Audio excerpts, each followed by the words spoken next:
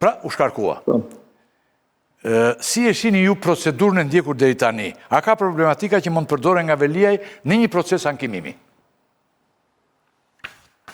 Po, ne kemi diskutuar, që e tre diskutojmë, dhe procesi por shkon si pas profecisë, parashikimeve tona, por unë konstatoj, të ty të pyetje ju e direkte, konstatoj që në procedurën e shkarkimit të zotit Veliaj, në gjithë procedurën e shkarkimit, që nga propozimi dhe të vendimi Këshillit të Ministrave, ka shkelje shumë të rënda të procedurës.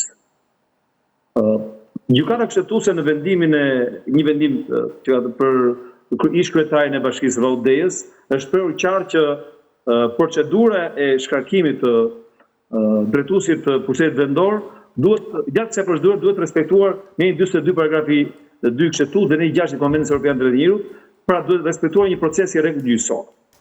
Dhe sipas vendimit gjykatës kushtetuese dhe jurisprudencës të gjykatës Strasburgut, procesi i rregullt gjyqësor, parimet e procesit i rregullt gjyqësor respektojnë jo vetëm procesin penal, por edhe procesin administrativ disiplinor, siç është rasti i procesit të zotit Veliaj.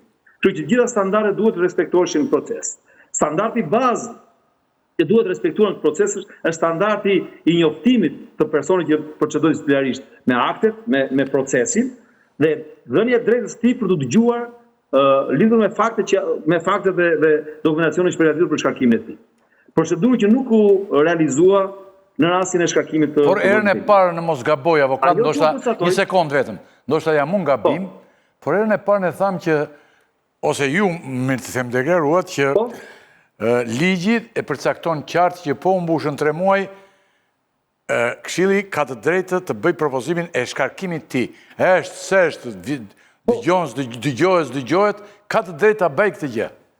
Zoti Rakipi, ky është elementi material i procesit që folëm ne, pra përmbajtja e procesit. Por procesi vetë ka formën e vetë, ka procedurën.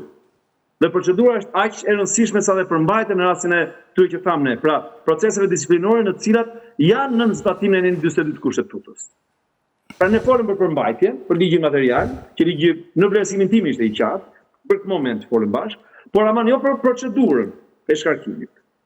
Pra, avokati ju jeni duke thënë që ka problematika që Erion Veliaj mund t'i përdor në proces ankimimi, konkretisht gjykatën kushtetuese. Madje unë konstatoj që procedura e shkarkimit nuk respektuar jo vetëm në Këshillin e Bashkisë.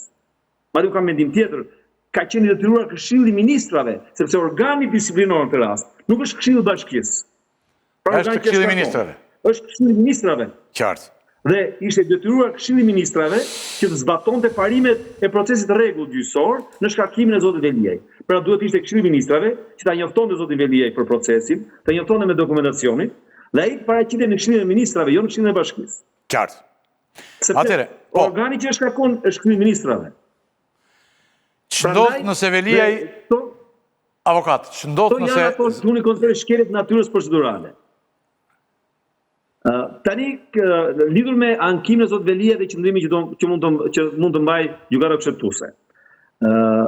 Ne thamë që ai mund ta ankimojë shkarkimin dhe përgjithsisht gjithë themi mendimi i specialistëve, dhe sot po flasim në që zoti Veliaj ka drejt të ankimojë vendimin e Këshillit të Ministrave për shkarkimin e tij nga si kryetari i Bashkisë. Në fakt ka një problem, ka një detaj shumë të rëndësishëm juridik. Në bazën ligjore të VKM-s është situar vetëm në 62 i ligjit për pushtetin vendor dhe nuk është situar Kushtetuta e Shqipërisë, në 115 i Kushtetutës. Dhe unë mendoj që kjo është një kalkulim për t'ia vështirësuar ankimin e zotit Veliaj në gjykatën kushtetuese të Shqipërisë. Do të thotë që edhe nëse e ankimon, të shikohet mundësia gjykata kushtetuese të mos ta legjitimojë. Pra, t'ia rrëzoj kërkesën për mungesë legjitimimi, mungesë të drejtë për ta ankimuar në gjykatën kushtetuese.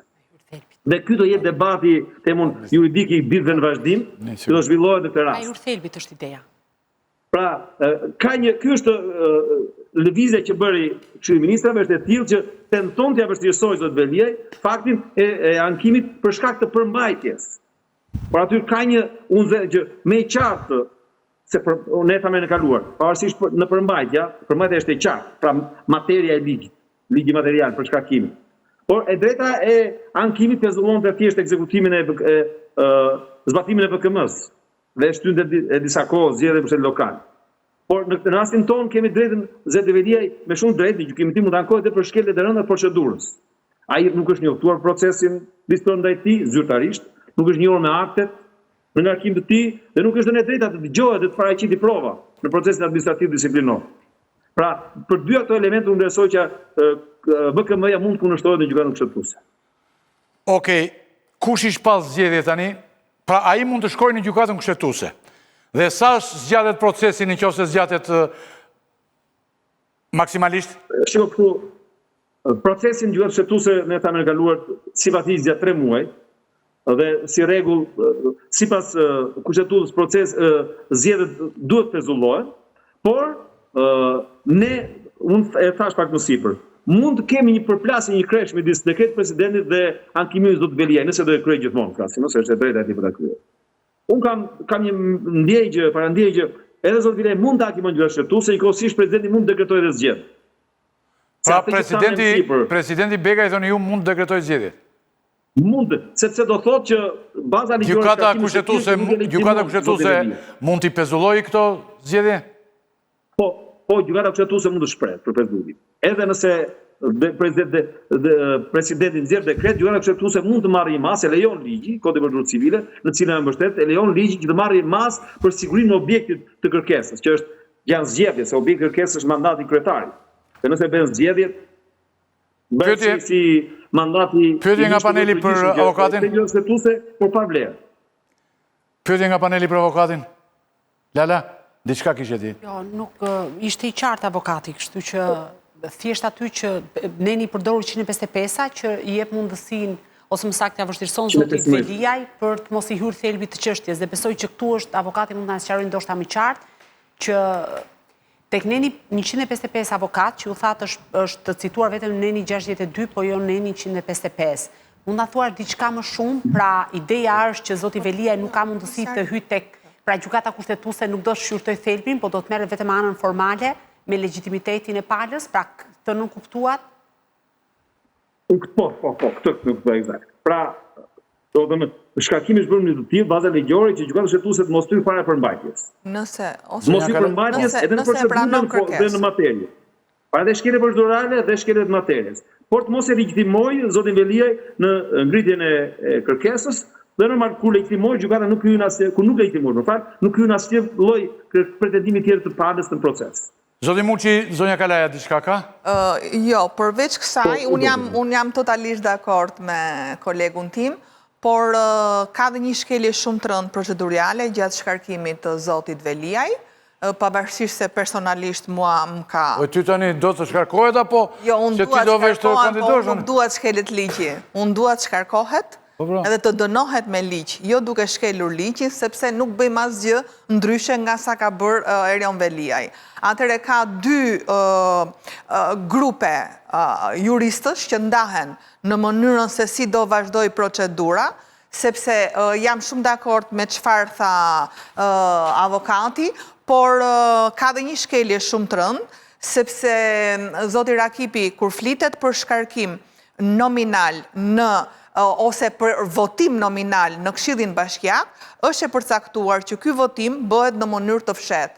Edhe aty votimi, në kundërshtim me procedurën, është bërë votimi hapur që mund të përdoret dhe si argument nga ana e Erion Veliajt në gjykatën kushtetuese.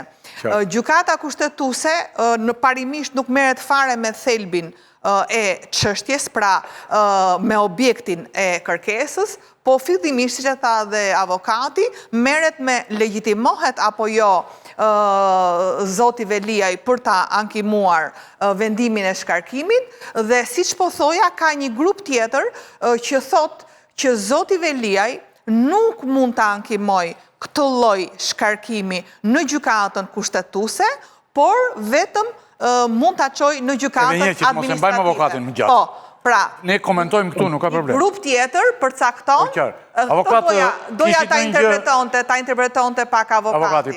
Grupin që thotë që ky vendim ose ky ankimim nga Erion Veliaj mund të çohet vetëm në gjykatën administrative.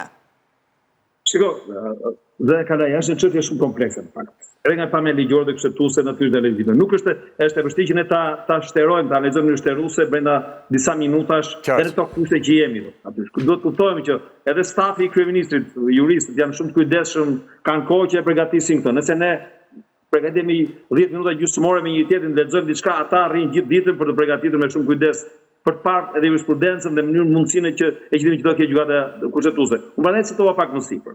Pra, duke mos e legjitimuar gjykata kushtetuese, pra shkarkim në të tillë që të mos e legjitimohet, rrjedhimisht do shkon te parimi i përgjithshëm që vendimet e Këshillit të Bashkisë ankimohen në gjykatën apel. Gjykata administrative. Avokat që do ankimohet në rrugë gjyqësore, i cili ka gjitha mjetet për të ankimuar. Por ne flasim këtë, por është shumë e rëndësishme në fakt. Dhe sepse nëse bëjmë një interpretim sistematik në 115 dhe 62 të kushtetutës dhe të ligjit për shtetin vendor, ka një ndërthurje që mbarimi i mandatit bëhet me shkarkim në vendim Këshillit Ministrave.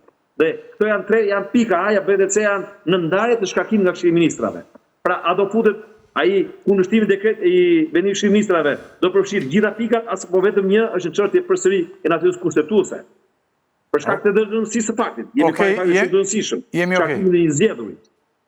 Avokat, falenderoj shumë. Ne nuk e shterojmë dot në mënyrë të plotë të çështjes, por ne dy rrugët ato. Në vijim do jemi se tani të gjitha çështjet avokat në vendin ku jetojmë nuk është se sqarohen, dhe bota ka filluar të ngatrohet.